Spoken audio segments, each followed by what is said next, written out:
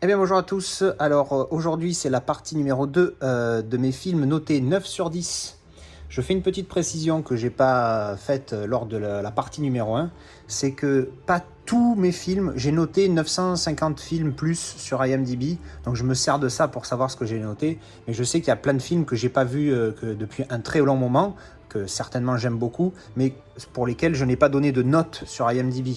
Donc je n'ai pas passé en revue tous mes films, je le prends juste comme c'est sur IMDb, et puis après s'il y aura des rajouts, je les ferai au fur et à mesure, j'en parlerai. Alors on va commencer tout de suite avec Heat. Alors grand classique des films de gangsters, ce film est juste énormissime.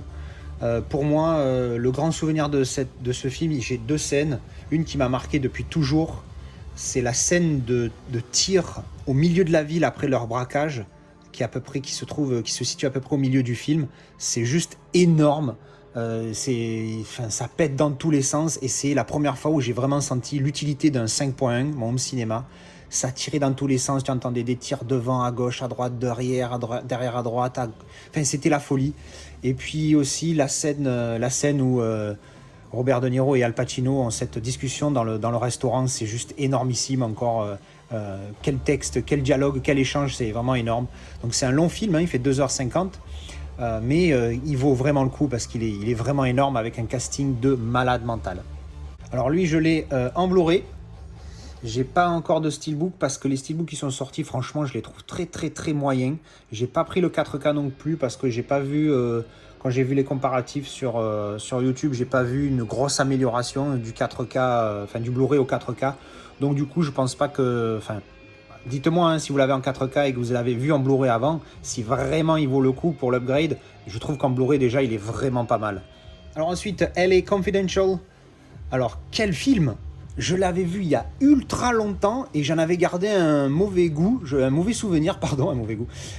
Mais je l'avais vu genre il y a, sans déconner, il y a au moins minimum 15 ans, 15-20 ans. Donc je l'avais vu il y a super longtemps. J'ai ce DVD qui traîne, enfin que j'ai chez moi depuis toujours. Et je me suis jamais remotivé à le regarder parce que j'avais eu cette mauvaise impression. Et là je me le suis refait parce que j'ai entendu, je crois, c'était Antoine, hein, encore une fois, je l'ai entendu en parler. Et du coup je me suis dit, tiens, je vais me le refaire. J'ai sorti le DVD, je l'ai mis dedans, j'ai dit, oh là là, mais quel film! Putain, quel film! Je me suis régalé. Des acteurs de malades. Kevin Spacey, Russell Crowe, Guy Pearce, Kim Basinger, Danny DeVito. Enfin bref, il y a un casting de fou. Quel film policier! Putain, c'est énorme. J'étais à fond. J'ai pas lâché le film du début à la fin. J'avais les yeux écarquillés comme ça. J'ai dit putain, mais qu'est-ce qui m'arrive? Je me suis régalé. Donc comme quoi, il faut pas rester sur ses a priori et il faut redonner une chance aux films qu'on n'a pas aimés et qui ont un grand succès. Donc pour moi, c'est un beau 9 sur 10. Ensuite, V for Vendetta. Quel film celui-là aussi. Enfin, en même temps, c'est mes 9 sur 10, donc je vais tous être là. Quel film, quel film. Excellent film. En plus, avec ce qui se passe en France et dans le monde depuis plus d'un an, franchement, ça donne à réfléchir quand on voit ce genre de film. Tu te dis merde, mais en fait, c'est planifié. Qu'est-ce qui se passe? C'est vraiment, il est voilà, exceptionnel. Ça parle un petit peu, c'est un petit peu à la 1984 aussi, donc j'adore ce livre et le film. Enfin, surtout le livre pour le coup. C'est un peu la même idée, hein. C'est un Londres futuriste dans lequel il y a la tyrannie d'un mec qui contrôle tout le monde et qui les manipule comme des marionnettes. Donc bon, et lui vit donc, il est là en tant que justicier en fait, hein, et il veut rétablir un peu la justice, l'ordre et puis la logique surtout, mais bon. Et donc il est là et avec l'aide de Nathalie Portman, il fait cette révolution. Enfin, c'est énormissime. Enfin bref, il faut le voir. Si vous ne l'avez pas vu, allez le voir. Et donc pour celui-ci, j'ai le Titan of Cults. Donc c'était l'édition italienne que j'ai eu super pas cher sur Amazon Italie, hein, du coup. Donc l'édition Titan of Cults. J'avais fait un déballage, donc je ne vais pas le refaire ici. Je ne vais pas tout rouvrir. Allez la voir. Elle y est dans mes vidéos de déballage et présentation. Ensuite, Rocky. Je les ai tous revus il n'y a pas très longtemps avec Steve, qui ne les connaissait pas. Oh là là, il avait vu que le 3, je crois, ou le 4. Il dit, putain, tu connais pas Rocky, le 1 et le 2, ils sont tellement énormes. Ils surclassent les autres. Les autres sont bien, hein. J'adore le 3. Le 4, pour moi, c'est le vilain petit canard, hein, des Rocky. Il est vraiment pas top. Le 5 est pas trop mal. Il fait une bonne conclusion. Mais au final, ils ont fait un Rocky Balboa qui lui aussi, finalement, un peu capillotracté, mais il est pas mal. Et au final, pour moi, il n'y a que le 4 qui est vraiment trop. C'est trop le film voilà, de la guerre froide entre les USA et l'Union soviétique à l'époque, avec les gentils américains, les méchants russes. C'est trop cliché là-dessus. Et c'est moi, ça, j'ai pas aimé dans Rocky 4, même si ça reste voilà, un classique de mon enfance. Mais le 1, le 2 est un chouïa en dessous. Donc, je lui ai pas mis 9 au 2. Mais celui-là, il est vraiment proche, hein, parce que les deux se suivent, hein, c'est back-to-back, hein, quand tu regardes le 2, le début du 2, c'est la fin du 1. Alors, en même temps, tous les Rocky, c'est comme ça. Mais pour le coup, même après le coup du combat final, ça enchaîne direct, et puis c'est la continuité, en fait. Mais le 1 est quand même juste exceptionnel, cette atmosphère, cette ambiance. Stallone, il le joue ultra bien, le Rocky, c'est vraiment quelque chose d'unique. Et je suis à fond, moi, dans ces films-là quand je les regarde, parce que ben voilà, ça te donne la pêche, ça te donne la motivation. Et puis bon, c'est énorme, Rocky, hein, quand on ne connaît pas, il faut découvrir. Et donc, pour Rocky, j'ai l'intégrale, donc The Undisputed Collection includes all 6 films. Donc ça n'inclut pas les Creed. Mais bon, en Creed, le 1, ça va, de Creed. Mais alors le 2, alors lui pareil, hein, au niveau du capillotractage, il est bien. Ensuite, The Terminator, avec le fameux Arnie Schwarzenegger. Un classique, hein, le classique, le premier. Il y en a certains qui préfèrent le premier au deuxième, et j'en ai entendu encore il n'y a pas longtemps, je crois que c'est le voyageur du cinéma qui disait ça, il me semble, dans le live qu'on a fait avec Antoine. Je comprends totalement pourquoi. Moi, je suis tellement accroché à l'histoire du 2 parce que je crois que c'est celui que j'ai vu le plus. Le premier est beaucoup plus dark, hein. Il y en a même qui parlent de films d'horreur. Moi, je le qualifierais pas comme film d'horreur parce que voilà, enfin, je le sens pas comme film d'horreur, mais voilà, il est très très très bien. Il est voilà 9 sur 10. Hein, l'autre jamais. Le 2, j'ai mis 10 sur 10. C'est un des rares, un des 12 qui a eu 10 sur 10. Mais le 1 est vraiment énorme. Le seul truc que j'aime pas trop dans le 1, c'est l'acting de Schwarzenegger. Si vous regardez bien entre le 1 et le 2, il joue vraiment un robot dans Terminator 2. C'est un robot. Alors, il essaye de faire des sourires et tout, des machins. Alors, dans la version longue, hein, pour ceux qui n'ont pas vu, allez la voir. Mais le reste du temps, c'est vraiment un robot. Il n'a pas d'expression, à part peut-être une fois ou deux où il se manque. Mais dans le 1, je trouve surtout la scène dans le commissariat, à un moment donné, il agit, mais il a des réactions, genre limite tu le vois, il soulève les sourcils, ah tiens, je t'avais pas vu et tout machin. Il n'a pas des réactions de robot. Donc il est très bien le film, attention, mais il y a des fois, il n'a pas, au niveau de l'acting, il est beaucoup moins bon, je trouve, dans le 1 que dans le 2. Mais ça reste un excellent film, hein, 9 sur 10, hein, c'est pas de la merde. Donc voilà, Terminator, le premier du nom, et donc j'ai un steelbook de Terminator 1.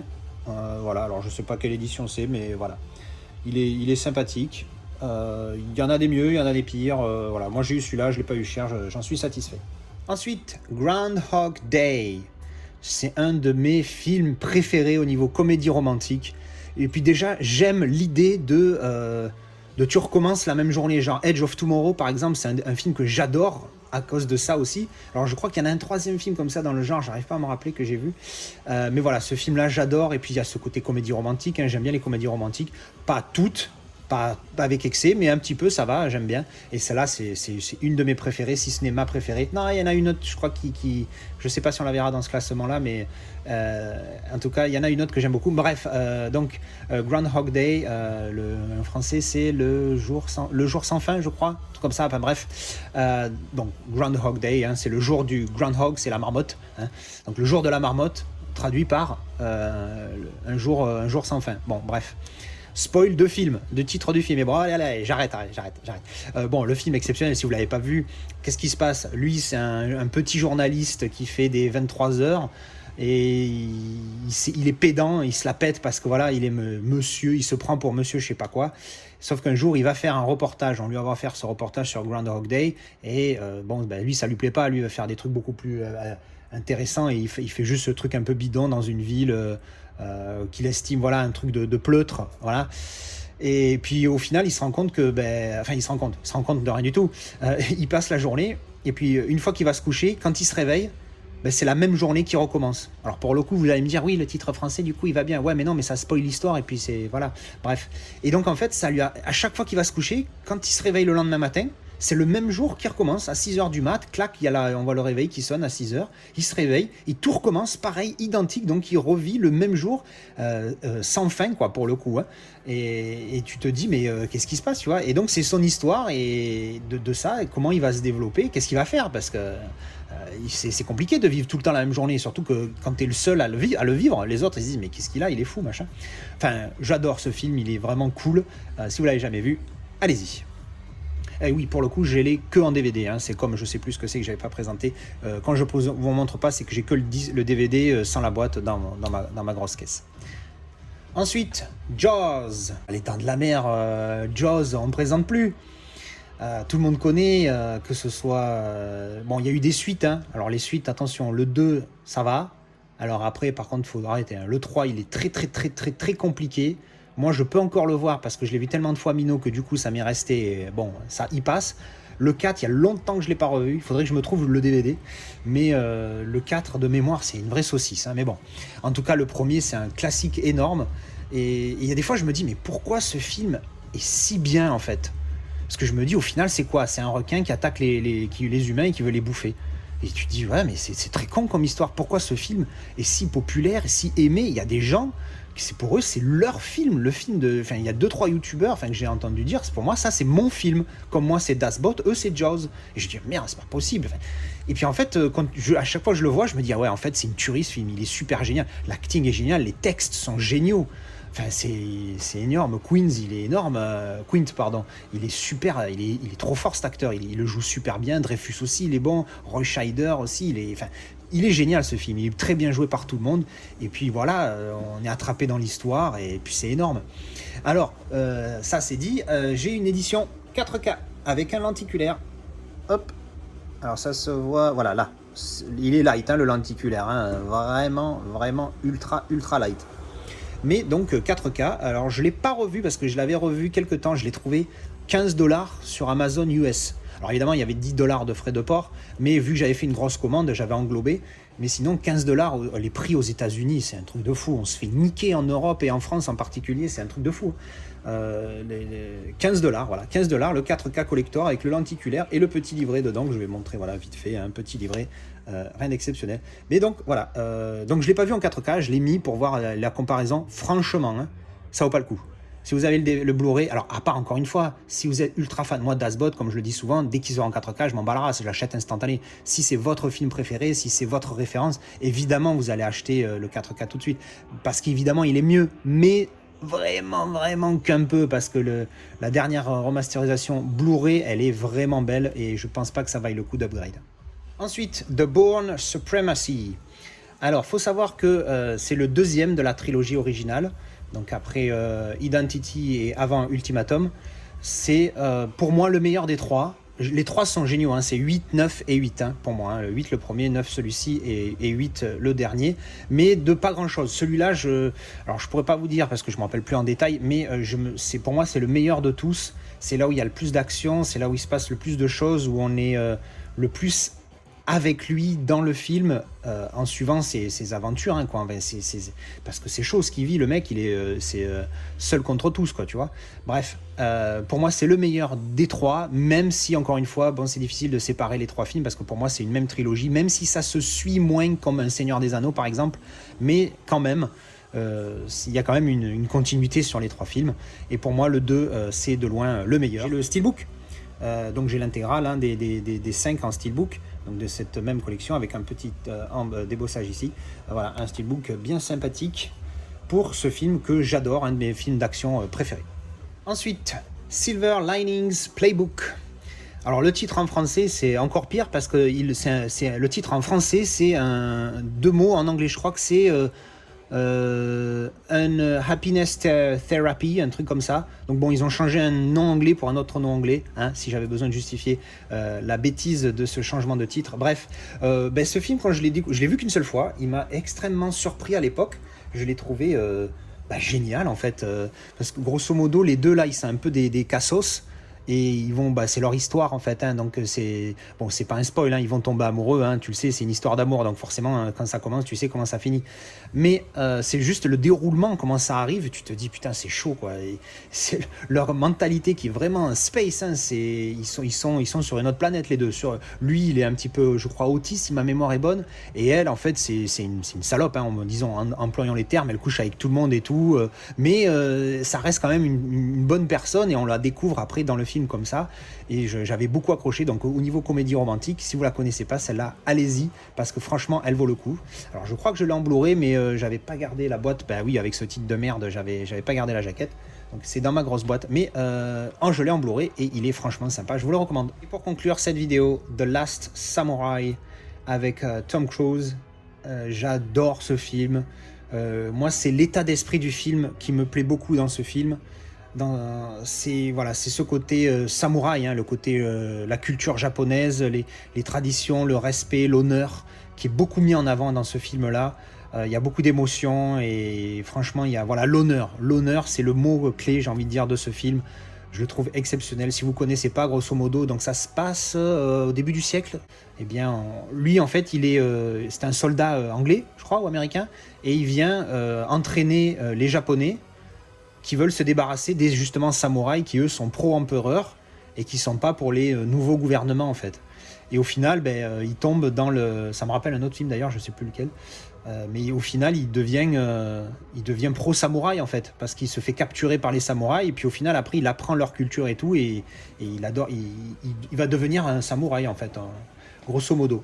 C'est pas un spoil, hein, parce que dans tous les cas, on s'en doute, et puis c'est surtout l'important, c'est le déroulement de comment ça se passe qui est dans ce film, c'est pas tant le suspense de savoir qu'est-ce qui va se passer à la fin. Donc voilà, c'était pour moi c'est un super film. À chaque fois que je le vois, je me régale, je chiale, hein, comme je chiale pour tout moi. Enfin, même dans Les Dents de la Mer, dans Jaws, moi, quand le requin il meurt, je suis triste parce que merde, le requin quoi. Bref, voilà. Et bien écoutez, merci d'avoir regardé cette partie numéro 2 de mes films notés 9 sur 10. Donc normalement j'en fais encore 2 ou 3 des parties pour les 9 sur 10, il y en a d'autres. Et je précise encore une fois qu'il n'y a pas forcément tous les films que j'ai notés, parce qu'il y a des films que j'ai pas vus depuis très longtemps, et depuis le moment où j'ai commencé à noter sur IMDb, je les ai pas revus, donc du coup je les ai pas notés. Je crois d'ailleurs c'est le cas des Back to the Future que j'ai jamais noté sur IMDb, et pourtant je les adore ces putains de films. Bref, donc voilà, c'est fini pour cette vidéo. Je vous remercie beaucoup d'avoir regardé, merci pour votre soutien, vos commentaires, le Discord s'il vous plaît, allez-y, checkez si vous avez Discord, ou si vous l'avez pas, installez-le, c'est gratuit, c'est un super moyen de communiquer entre nous, se présenter nos collections, etc. Et bien voilà, allez, merci encore une fois et à la prochaine, ciao ciao.